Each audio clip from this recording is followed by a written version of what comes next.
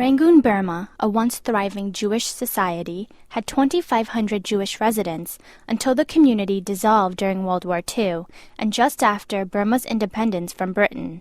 As Jews fled the country, the Burmese Jewish community suffered further decline.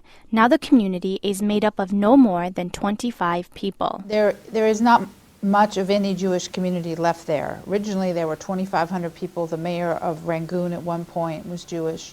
Although Jews make only a small minority in Burma, Jews are well assimilated in the country. There is a well-established Jewish synagogue in Rangoon that was built in 1886, but the community is finding it difficult to get supporters to help keep up the synagogues.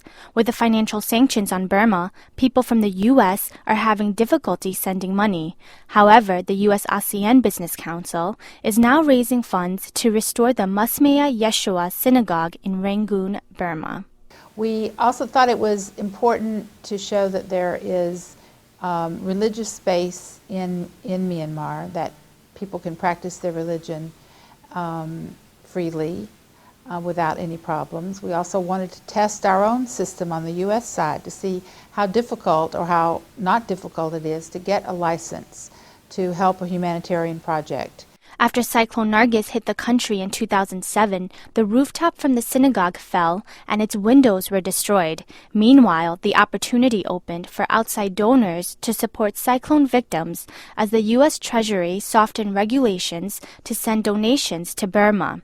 And the U.S. ASEAN Business Council, tax-exempt organization, obtained a license to restore the synagogue in Rangoon. The synagogue's roof was blown off by the strength of Cyclone Nargis, and because the money was there, they were able to rebuild quite rapidly. You can imagine what it's like. I mean, the trouble wasn't over after the initial cyclone. There were rains and that sort of thing, so they were able to rebuild and protect what was left of the synagogue. Now the U.S. ASEAN Business Council has a new project to help maintain the synagogue as well as the Jewish cemetery, which holds 700 graves as historic sites. But the Burmese military junta has a different agenda. The junta plans to move the graves and get rid of the cemetery. A family's final resting destination now lies in the hands of the Burmese government and Rangoon's City Development Committee. The history of Burma's Jewish society could be lost forever, as the fate of the community remains unknown. And until the Burmese Jewish community emerges, the U.S. ASEAN Business Council is pushing to keep that heritage alive.